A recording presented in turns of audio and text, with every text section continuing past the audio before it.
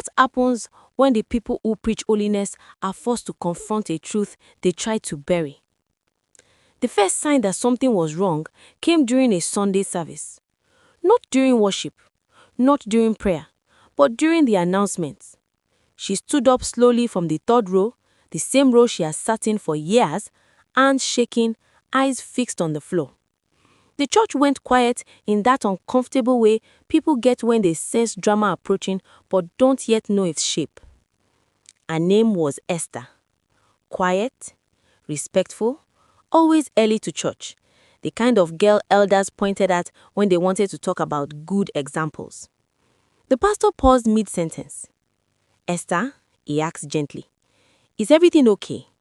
She swallowed hard. "I need to say something," she replied. You could hear people shifting in their seats. Before anyone could stop her, she spoke again. "I'm pregnant." A wave of murmurs rolled through the church like bad wind. My chest tightened. Not because she was pregnant, but because I knew who everyone would blame. The pastor's wife covered her mouth. The elders leaned toward each other.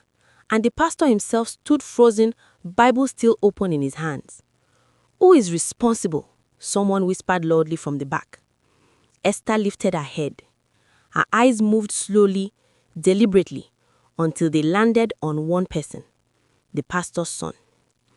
He sat stiffly beside his friends, face pale, jaw clenched, eyes begging her to stop. "This is not the time," the pastor said quickly, voice firm but shaking. "We'll handle this privately." But Esther shook her head. "No, sir," she said. "It's already public." The church erupted. Some shouted, some prayed loudly, some stared in disbelief. The pastor's son stood up suddenly. "This is a lie. She's trying to ruin me." And just like that, the story split in two. One side believed her, the other protected him. And I realized something terrifying. This wasn't just about pregnancy. This was about power, reputation, and how far people would go to protect a holy image. Before we continue, kindly like, comment, share, and subscribe. It motivates me. Also tell me in the comments where you're watching from. As the service ended in chaos, one thought refused to leave my mind. If this was only the beginning, what kind of truth was still hiding behind the pulpit? That Sunday ended without a closing prayer. People left the church in clusters, voices low, faces tight with judgment and curiosity. Some avoided Esther completely. Others stared at her openly, as if pregnancy were contagious. The pastor called an emergency meeting that same afternoon. Only selected people were invited: elders, department heads, and the pastor's family. Esther wasn't invited. Neither was I. But news travels faster than truth. By evening, the story had already been rewritten. Esther was now wayward, rebellious, disrespectful. They said she should have come privately. They said she embarrassed the church. They said pregnancy doesn't prove anything. No one asked how long she had been carrying the weight alone. The pastor's son didn't come to evening service. Instead, his friends began posting vague scriptures online. "Touch not the anointed. False accusations shall not stand." I watched Esther sit alone during midweek service, eyes swollen, hands clasped tightly in her lap. No one sat beside her. The same women who used to hug her now offered polite distance. The pastor preached about forgiveness that night. Not once did he mention responsibility. Later, I saw Esther near the church gate. She looked smaller somehow, like someone shrinking under invisible pressure. "They told me to apologize," she said quietly when I approached her. "For what?" I asked. "For speaking out." My chest tightened. "They said if I cooperate, the church will support me quietly. If I don't, they will announce disciplinary measures against her." I thought of the pastor's son, still absent, still protected. "Did he say anything to you?" I asked. She shook her head. "His mother came. She cried. She said I was destroying her family." Esther's voice cracked. "I didn't plan this," she whispered. "I just couldn't carry it alone anymore." That night, the elders made an announcement. The pastor's son would step aside temporarily. Esther would also step aside. Equal punishment, equal silence.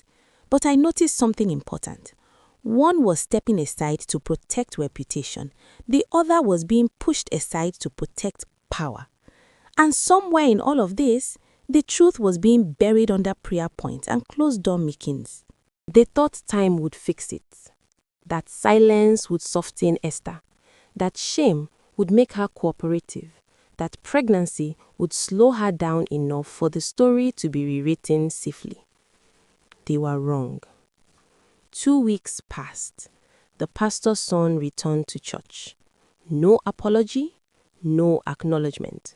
Just a carefully worded testimony about false battles and spiritual attacks. People clapped. Esther wasn't there. I found her later that day sitting behind the old church building under the mango tree where youths used to gather after service. She looked thinner. "They are asking me to name other men," she said quietly. "They say pregnancy can be confusing." My hands clenched. "Did you?" I asked. She shook her head. "I only named one, and I won't change it." That evening, something unexpected happened. The pastor's son's former friend, one of the boys who always followed him around, stopped coming to church. Then his social media disappeared. 3 days later, Esther received a message. "I'm sorry, I couldn't live with it anymore." Attached was a voice note. I listened with her. The voice was shaky, nervous, honest. He explained everything. How the pastor's son had been seeing Esther secretly. How they were warned not to talk. How money changed hands. How silence was demanded. Esther covered her mouth, tears streaming. This wasn't just her word anymore. The message spread quietly, carefully, the way truth does when it knows it's dangerous. Elders began asking questions they had avoided before. The pastor's wife stopped attending meetings. The son stopped making eye contact. Then came the night I'll never forget. During Bible study, a woman stood up. "I also have something to say," she announced. The room froze. Another confession. Not pregnancy, but pattern. Same boy, same silence, same pressure. And suddenly, this wasn't about Esther's courage. It was about how long the church had been protecting the wrong person. The emergency service was announced on a Friday night. No worship flyers, no choir rehearsal. Just a short message in the church group chat. All members are advised to attend. Attendance is compulsory. That alone told us something had broken beyond repair. The church was full the next evening, fuller than it had been in months. People came early. They whispered. They sat stiffly, as if preparing for judgment. Esther sat in the front row. This time, no one avoided her. The pastor walked to the pulpit slowly, not with authority, with weight. His Bible stayed closed. "My son has something to say," he announced. The pastor's son stood up. He looked smaller than he used to, not humbled, exposed. "I lied," he said. Gasps filled the hall. He admitted to everything. The relationship, the manipulation, the pressure, the money, the threats disguised as prayers. Esther didn't look at him. She didn't need to. The truth finally had its own voice. The pastor's wife wept openly. Elders stared at the floor. Some members prayed softly, not loudly this time. The pastor stepped back up. "My family will step aside," he said. "Leadership will be reviewed." It wasn't dramatic, but it was necessary. Esther was offered support openly. Counseling, financial help, public apology. She accepted some, not all. "I didn't speak up to be rewarded," she said calmly. "I spoke up to be believed." She gave birth months later. A healthy child. the church never returned to what it was before. And maybe that was the point. Because faith that survives truth is stronger than faith protected by silence. If this story moved you, please like, comment, share, and subscribe. It truly helps this channel grow.